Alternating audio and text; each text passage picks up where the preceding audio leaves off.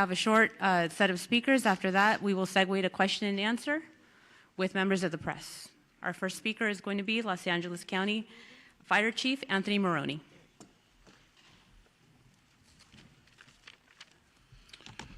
So good morning. The Eaton Fire is now estimated to be 14,117 acres with 27% containment. We know that over 7,000 structures are damaged or destroyed, and we have 3,155 firefighting personnel assigned to the incident.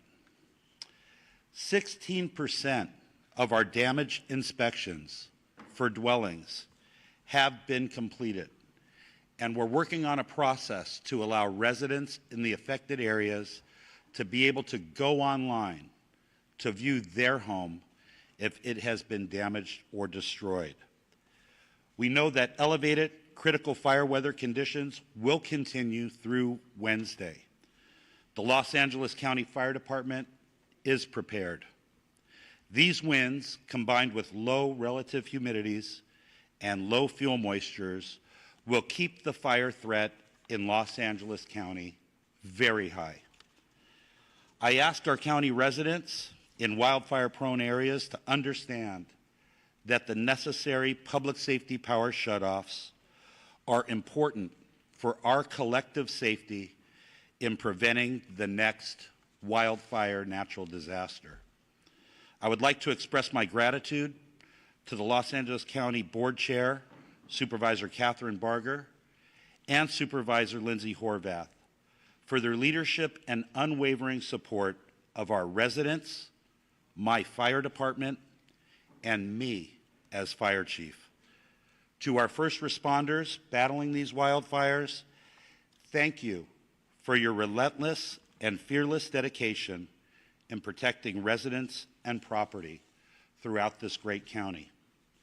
And finally, to all LA County residents, please be assured that we will continue to battle these wildfires from the air and on the ground until they are fully contained.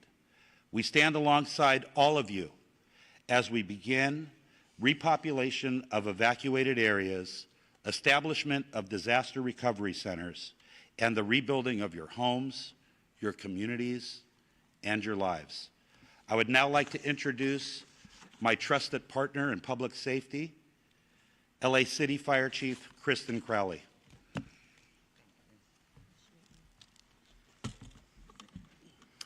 Good morning, everyone, and thank you, Chief. Here we are, so good morning.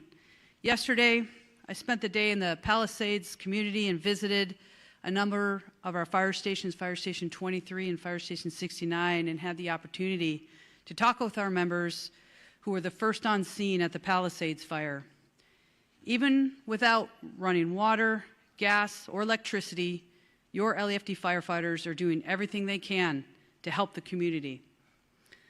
Although it was devastating to see firsthand the destruction of this fire, it is tremendously uplifting to see the outpour of support from all over Los Angeles region.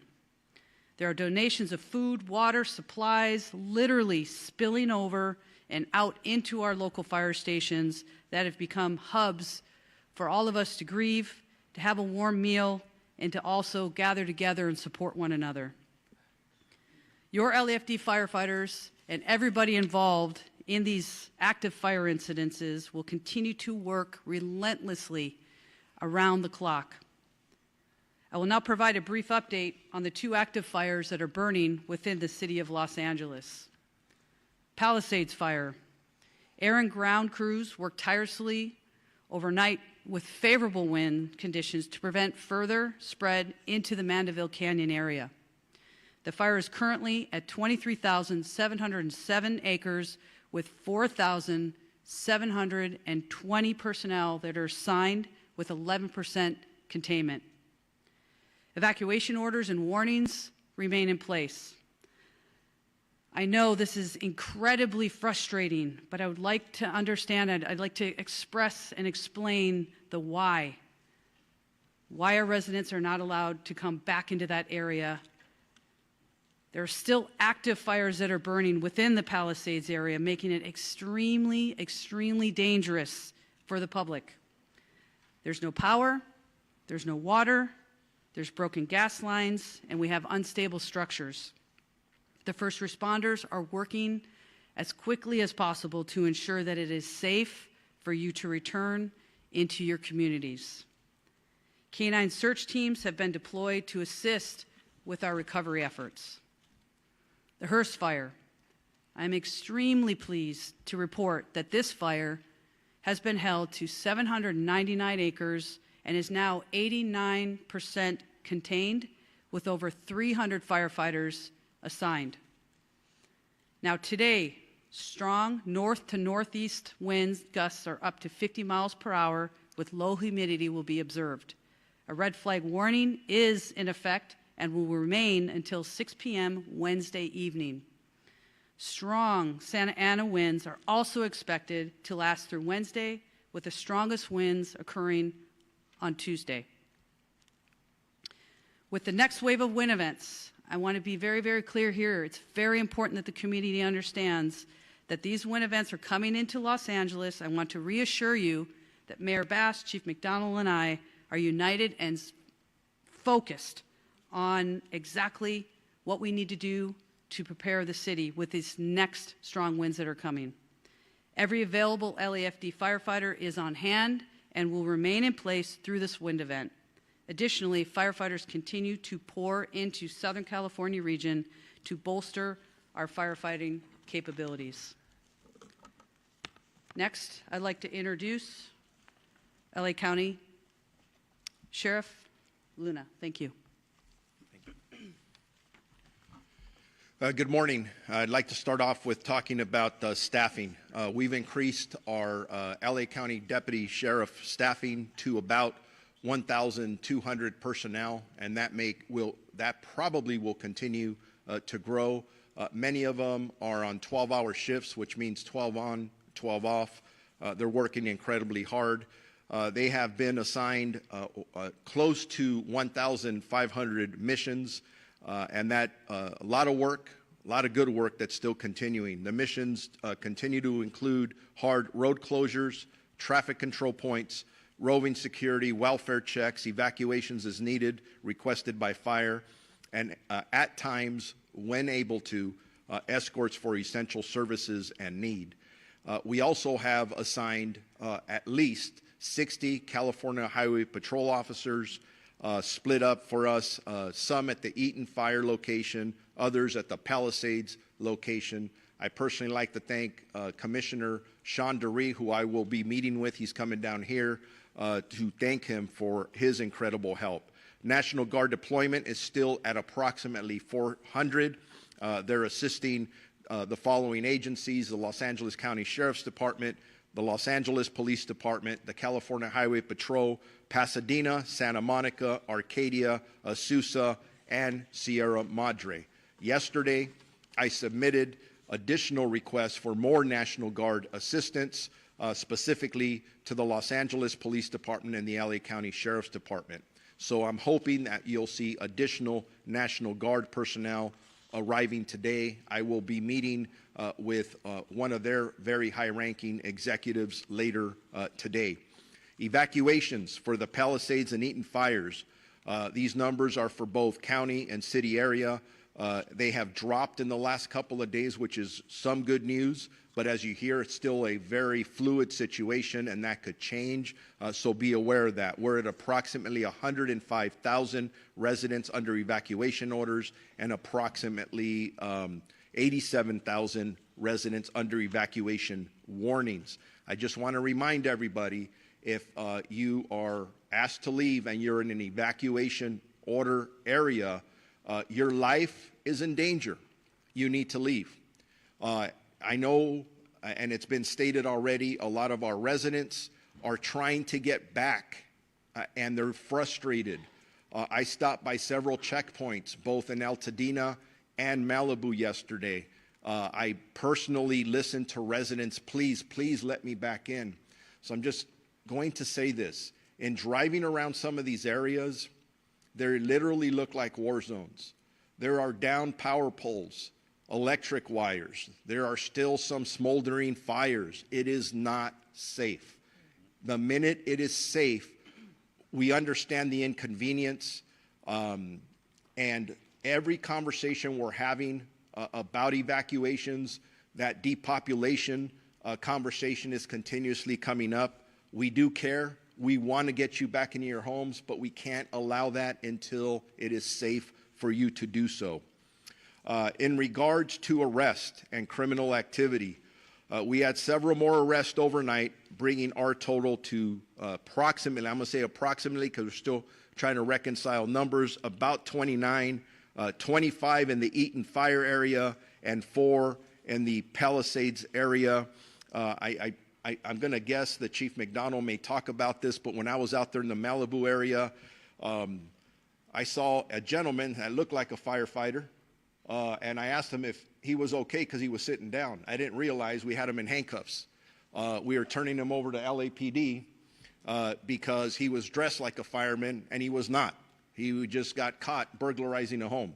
So those are issues that our frontline deputies and police officers are dealing with. So again, that's why we're asking for your patience. Yesterday in Palisades, we had 1 arrest for a curfew violation. Unfortunately, they resisted arrest. In Eaton, we had 6 arrests last night, 3 for curfew violations and 3 for additional charges, including carrying a concealed firearm and narcotics-related charges. Now, I just gave you stats about things our deputies are dealing with in the street. I want to put out a caution to people. If you are thinking about scamming, using this incident to take advantage of residents that have already been victimized, from a white-collar perspective, I have been in close communication. We had a press conference yesterday with Chief McDonald and I, the State Attorney General. We've been in constant communication with District Attorney Nathan Hochman. I also received a call a day ago from Martin Estrada, the U.S. Attorney here.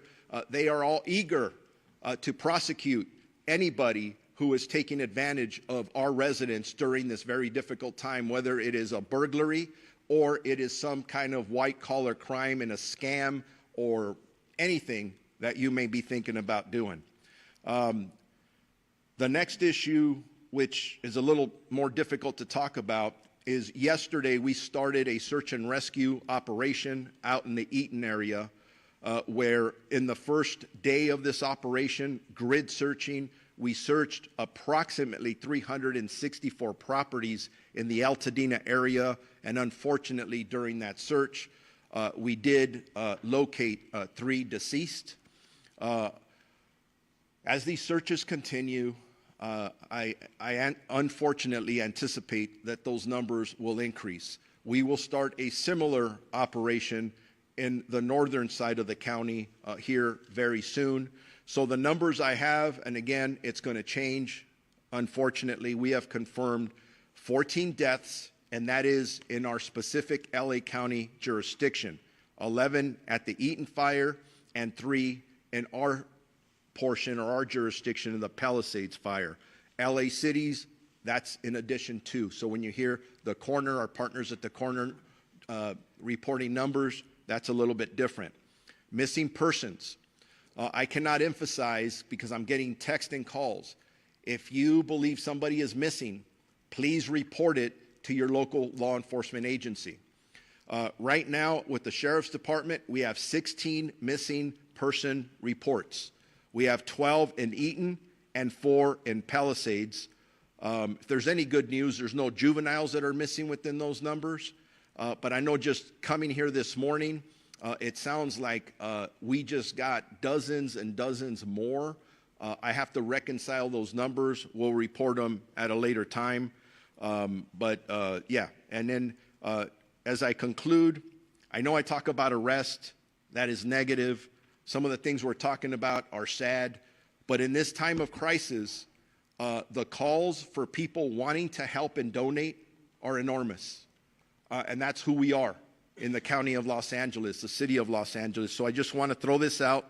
If you are interested in donating food, money, clothing, whatever that may be, the Emergency Network Los Angeles, by visiting www.enla.org. And thank you for all of you who are amazing out there who want to help. And then if you want updated information about evacuation orders, warnings, or road closures, lacounty.gov/emergency. And with that, I'm going to turn it over to the Los Angeles Police Chief, Jim McDonald. Good morning. Thank you, Sheriff. In the wake of the devastating fires, I just want to acknowledge the incredible strength and resilience that our community has shown during these very challenging times. It's truly inspiring to see neighbors coming together to support one another. And as your Chief of Police, I want to ensure you that the LAPD remains fully committed to your safety and well-being as we all move forward together. LAPD currently has over 600 officers deployed to these areas with support from the Los Angeles Airport Police, Port Police, and the National Guard, who has 100 soldiers assigned to the Palisades incident, and we're very grateful for their support. Excuse me.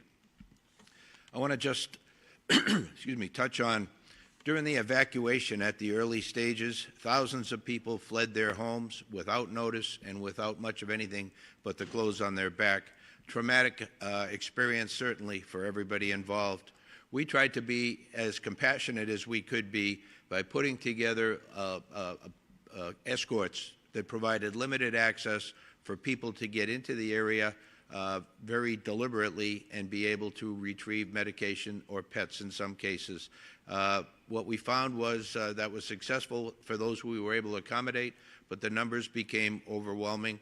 There was frustration, there were long waits to be able to do it, and we still tried to facilitate it, although we weren't able to do that for everyone. Today we need to suspend that practice effective immediately. We have search operations now beginning.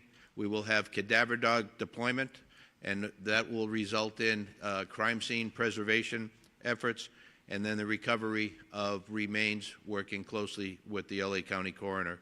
Tomorrow, winds will be picking up, as you heard, further, complicating our efforts and creating an additional fire danger. And so the atmosphere is very continuously changing. We have to adapt to the conditions that are presented to us, and in this case, this is a modification that some will have difficulty with, and I apologize for that. We recognize the importance of protecting fire-affected areas, not just from the physical dangers left behind, but also from those who might exploit this tragedy. To that end, our officers are conducting increased patrols in the areas impacted by the fires.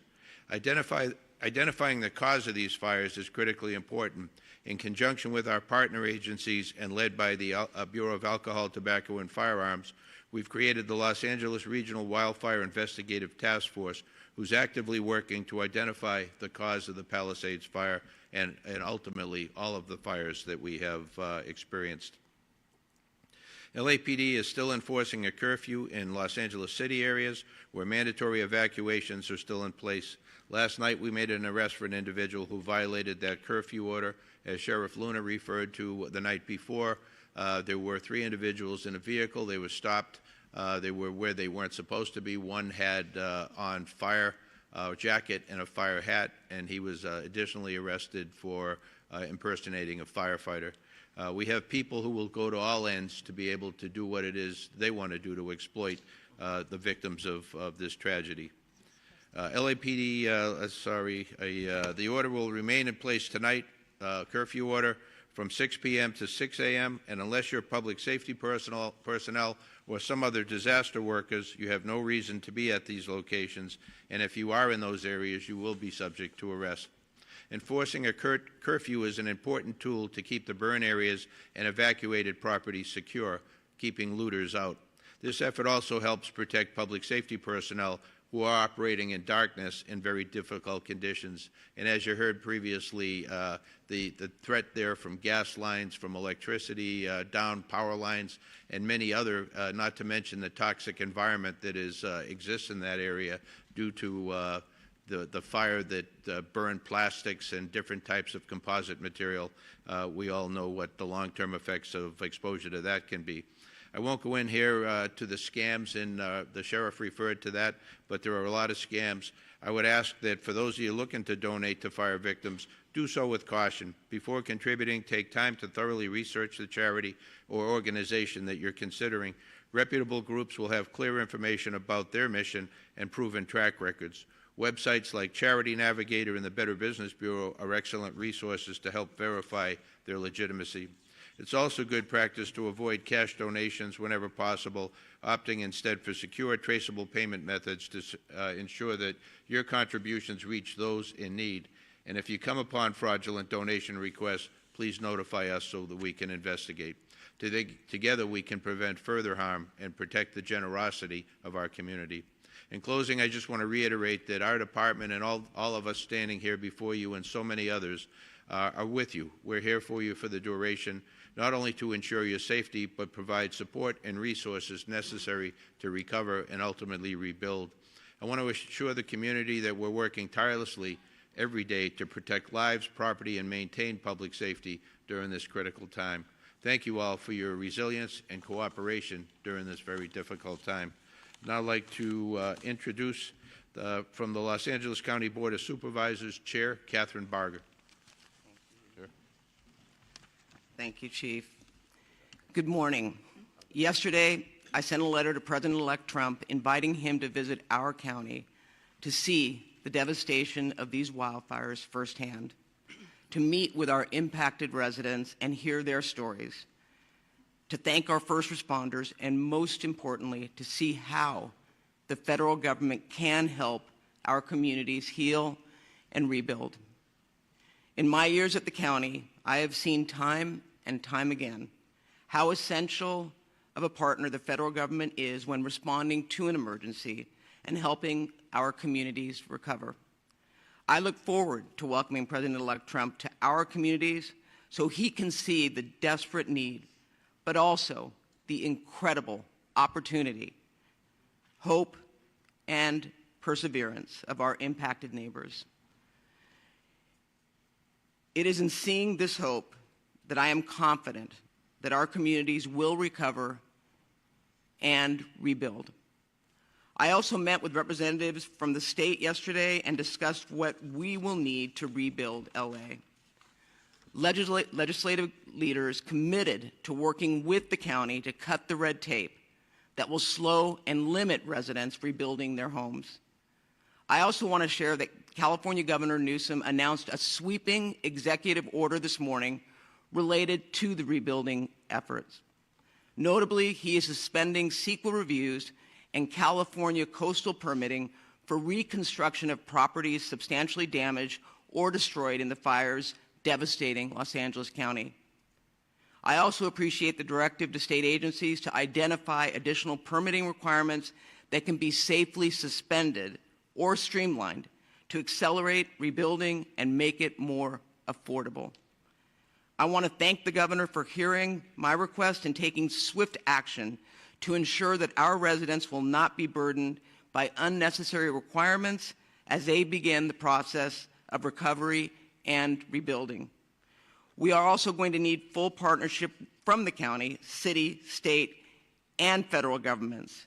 And I am committed to bringing everyone to the table for the betterment of our residents that right now are in tremendous need. Every day since these fires began, I have gone out to the impacted communities to hear directly from our neighbors and see the devastation for myself. I'm also meeting with multiple times a day with our incident command. The focus, sacrifice, and determination of our firefighters and our first responders is unmatched. And I have no doubt that they are doing all they can to protect our communities and that they are going to get these fires out. There have been so many questions about availability of resources for impacted residents, specifically the resources available through FEMA. Yesterday, the county announced they will be hosting FEMA staff at 7 and now 8 libraries for residents to get direct assistance for disaster relief. For fire victims in the San Gabriel and Crescenta Valley areas, libraries include La Crescenta, La Cañada Flint Ridge, Live Oak, Temple City, San Gabriel, and Alhambra. For fire victims in the West LA or in the San Fernando Valley, libraries include West Hollywood and San Fernando. They will be open from 9 a.m. to 5 p.m. today and tomorrow, And following this, the local assistance centers that will be co-located with FEMA disaster recovery centers will be opening soon. Additional information will be announced in the coming days. While fighting the fires remains our top priority, we are rapidly deploying resources to ensure that the displaced residents have access to the resources they need in the short and the long term. My commitment to these that are impacted is simple.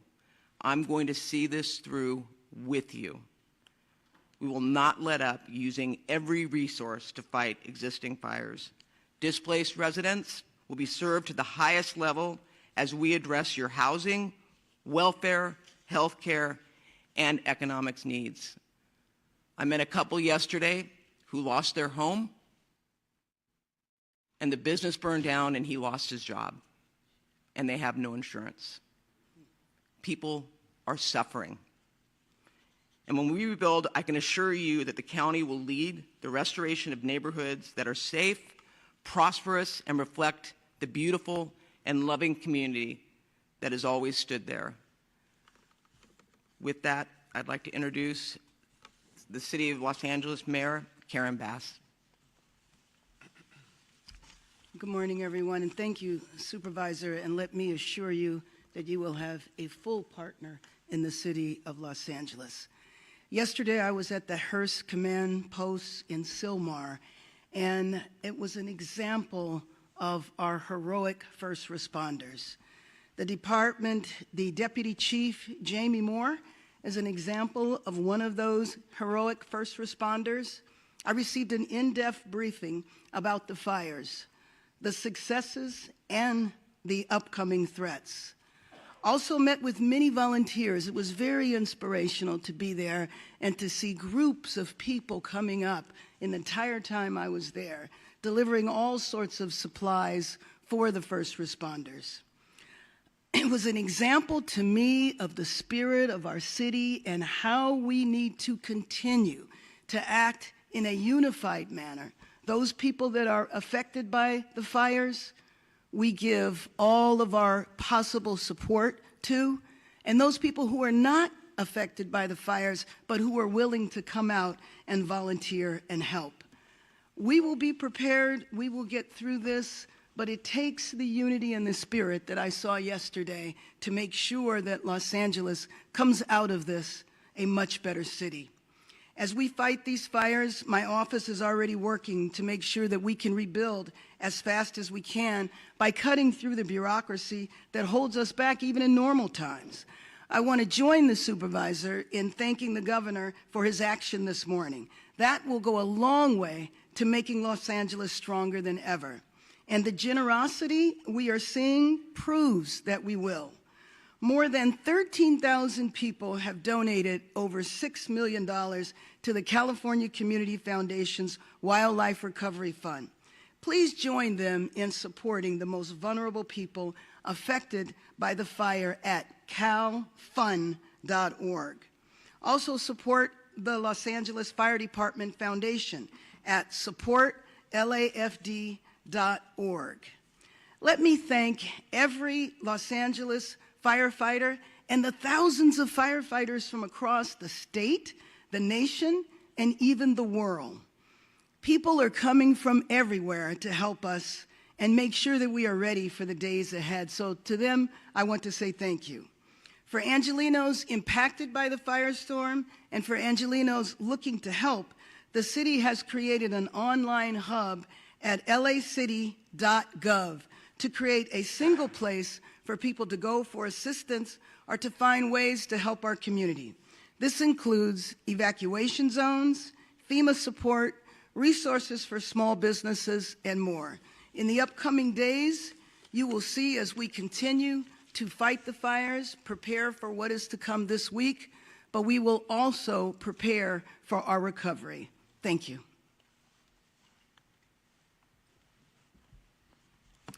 Good morning. I want to start by extending my sincere condolences and sympathies to the families of the victims who have been identified and who continue to be identified through the heroic work of our first responders. For updates in the 3rd District, power is back on in Topanga, and significant progress has been made in standing down the fires. I want to thank everyone who's on the front lines in Topanga. I was personally there. I know we're working on the generator issue at the library, and I thank everyone who is staying strong in Topanga to protect that special area. Grateful, again, last night for the firefighters who also worked to protect the Mandeville Canyon area. The chief and I were on site last night and witnessed firsthand the heroic efforts that are happening there, and I know will continue to happen throughout the day to protect the region. SoCal Gas is starting to restore connections in Malibu today as well. Shifting gears to our public health issues, LA County is currently under a local health emergency. This is also declared by Secretary Becerra. Our smoke advisory has been issued that will be likely extended through next week. Malibu, Pacific Palisades, Altadena, Pasadena, downtown Los Angeles, and areas nearby the fires currently have unhealthy air quality. Everyone in areas with visible smoke or the smell of smoke should limit outdoor activities. If you must go outside, we strongly recommend wearing an N95 or 9100 mask to remove smaller particles from the air. At home, close your windows and your doors. Run air conditioning or air purifiers and check your filters regularly.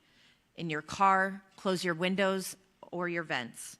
Turn air conditioning on to recirculate. Do not use leaf blowers or other actions that will push ash into the air. I know we're working to clear areas. We're not using these blowers. There is currently a do not drink notice for Pacific Palisades and adjacent communities north of San Vicente Boulevard under evacuation notice. LADWP is distributing bottled water at the Westwood Recreation Center and adjacent to the Brentwood Country Club. Please continue to follow all drinking water advisories. LA County Department of Public Health is also currently providing N95 masks at all evacuation shelters and to community-based organizations. Due to ocean contamination, please avoid the beaches at the following locations: Malibu Point at Surfrider Beach near Malibu Tower 3, 100 yards up and down the coast from Lifeguard Tower 3. Solstice Canyon at Dan Blocker County Beach, 100 yards up and down the coast from the creek. Inner Cabrillo Beach in San Pedro. Additional county resources, as you heard, FEMA staff are available to provide assistance at 8 county libraries today. We also are providing additional mental health support, and you're able to call 800-854-7771.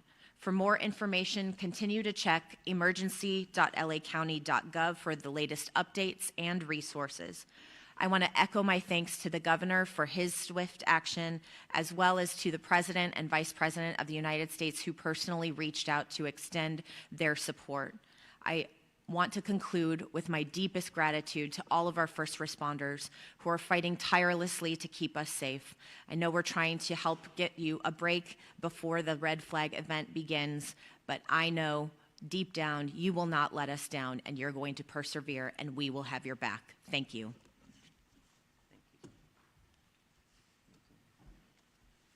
Good morning. Helen Chavez, Communications Director for Board Chair Catherine Barger. Chair Barger recognizes and thanks the following elected representatives for joining us this morning and for their ongoing support during this emergency. Assembly Member Jessica Caloza and Senator Maria Elena Durazo.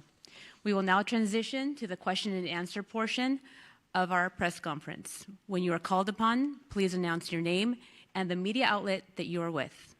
You can raise your hands if you want to be called on. Anybody have a question?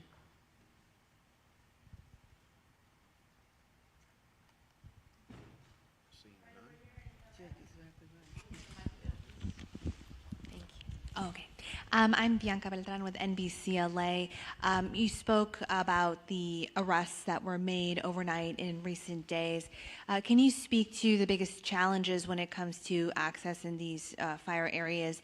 And do you find that these individuals are from the area or coming from further away? Thank you. In regards to the challenges in our areas for the LA County Sheriff's jurisdiction, the individuals that we're contacting do not live in the areas where we're arresting them. We're finding out they have zero business being in these areas. So I do want to reiterate to our communities, if you do not belong in these affected areas, do not go there. You are subject to arrest. I listed some of the charges.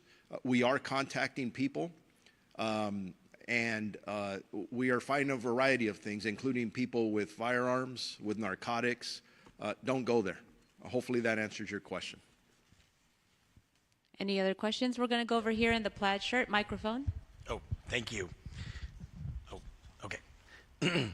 How troubled are you that there's a lack of communication between the city of Los Angeles and the incoming Trump administration? There isn't a lack of communication between the city of Los Angeles and the incoming Trump administration. I have spoken with representatives of the incoming administration. I'll be talking more about that in the coming days. Mayor Bass, where do conversations stand about long-term housing for the displaced? Well, you will hear more from us this week in terms of moving into the recovery phase. There's a lot of things that we need to do, but one of the things that we're looking at, and you know, something I've been working on for a long time in terms of expediting the process, but given this emergency, looking back at efforts that had taken place in the past and how we move full stream ahead. And this is where I was saying that we're going to be lockstep with the county because we need to cut through the red tape that has always been a problem. But now it's over. We absolutely have to get past this and get the rebuilding going as fast as possible. Thank you, Mayor Bass. Any other questions? We're going to go right here in the middle. Name and media outlet. Hi, this is Kirsten with KCAL News. On the missing people, I understand there was the Family Assistance Center that was opened in Pasadena. Is that still open? And I mean, how many are you talking about that are still unaccounted for?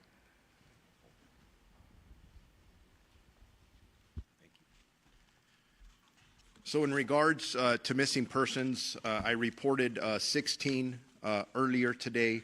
I want to make sure that anybody who believes their family members are missing, that they do contact us, at least at the Sheriff's Department in our county areas. And then we do have the Family Assistance Center, so they can go there to report them or ask any questions that they may have.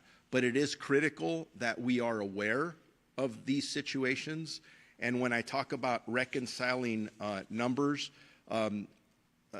hour by the hour, the numbers increase. Sometimes they decrease because people are being found.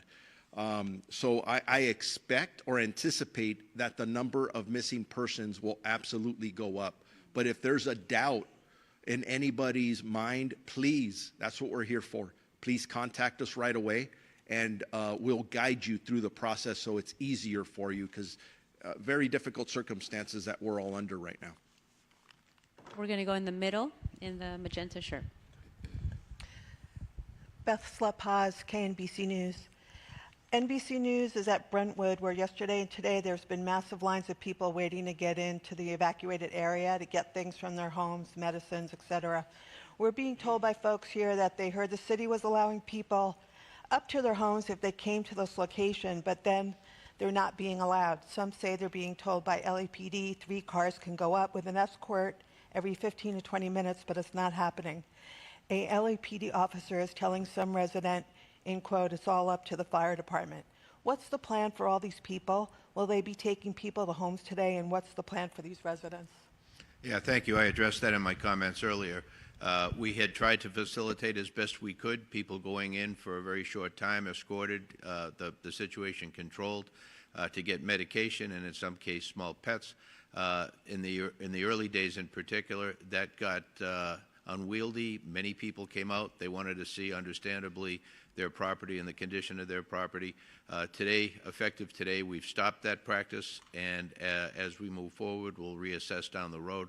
But as I mentioned, we're bringing in beginning search operations, bringing in cadaver dogs, and beginning the recovery of remains process. So in addition to the threats that are posed by downed power lines, gas lines open, we've made the determination that we're no longer able to accommodate that.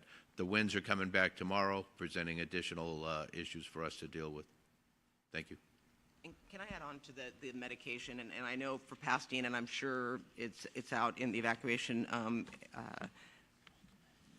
locations, Kaiser and the county have personnel, doctors on site for those that need to get their medication, recognizing that people didn't bring it with them. So if they can't get in, I would really encourage them to go to one of the evacuation centers, because it's important for them to know that we, in fact, do have people writing script. And we're going to put that up on our LA County website so that people know where they can go to access prescriptions for medication. Any other questions? Okay. And I apologize, Tom Hansen with CBS News. What, if any, concern is there about animosity from the incoming Trump administration toward California and its efforts to fight this fire? And that's Mayor Bass, that's directly to you.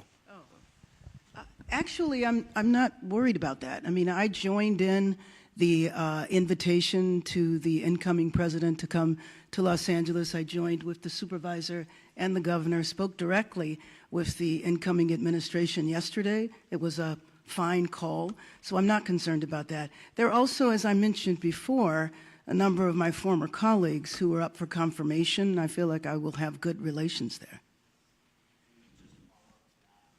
Is the incoming president expected to come here? I believe so.